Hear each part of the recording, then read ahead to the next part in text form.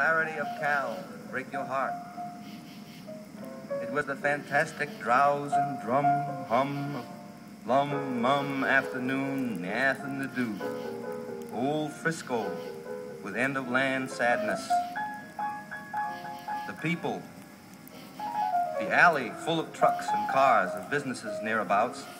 Nobody knew or far from cared who I was all my life. 3,500 miles from birth, all opened up and at last belonged to me in great America.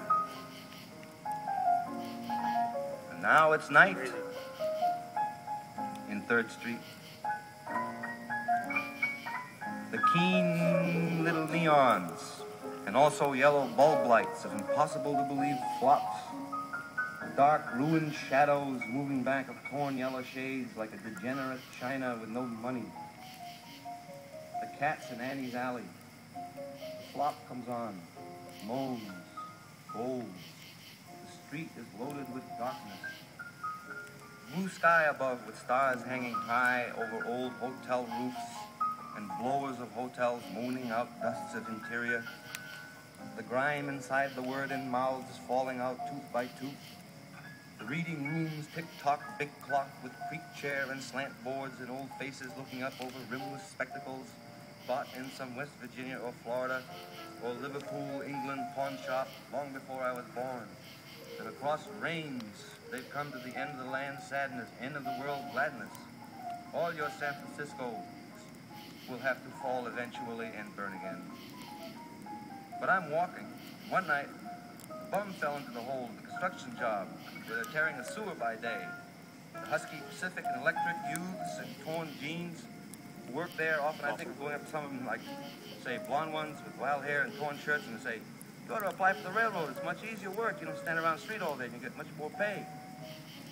But this bum fell in the hole. You saw his foot stick out.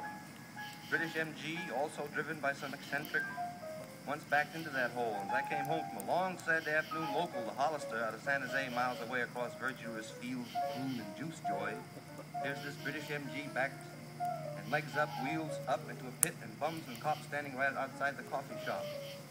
It was the way they fenced it, but he never had the nerve to do it due to the fact that he had no money and nowhere to go, and know his father was dead, know his mother was dead, know his sister was dead, know his whereabout was dead. But and then at that time also, I used to lay in my room on long Saturday afternoons listening to Jumpin' George with my fifth bouquet, no tea. Just under the sheets, laugh to hear the crazy music. Mama, he treats your daughter mean. Mama, Papa, don't you come in here, I'll kid you, etc. Getting high by myself in room glooms, and all wondrous knowing about the Negro, the essential American, out there, always finding his solace, his meaning in Delaheen Street, and not in abstract morality. And even when he has a church, you see the pastor out front bowing to the ladies on the make. You hear his great vibrant voice on the Sunday afternoon sidewalk full of sexual vibratos, saying, why, yes, man, but the gospel do say that man was born of woman's womb. No, and so. By that time, I come crawling out of my warm sack and hit the street. When I see the railroad ain't going to call me till 5 a.m. Sunday morning, probably, for a local out of Bay Shore. In fact, always for a local out of Bay Shore. And I go to the whale bar of all the wild bars in the world, the one and only 3rd and Howard. There I go in and drink with the madmen, and if I get drunk, I get. The girl who come up to me in there one night, I was there with Al Buckle, said to me, you want to play with me tonight, Jim? And I didn't think I had enough money.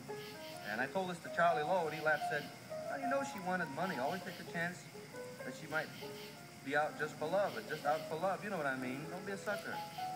She was a good-looking doll. She said, how would you like to ooh your cool with me, Mom? And I stood there like a jerk. In fact, bought drink, got drink drunk that night in the 299 Club. I was hit by the proprietor, the band breaking up the fight, before I had a chance to decide to hit him back, which I didn't want to do anyway. Not on the street. I tried to rush back in, but they had locked the door and were looking at me through the forbidden glass in the door with faces like undersea. I should have played with her shoo-doo-doo-doo-doo-doo-dookie.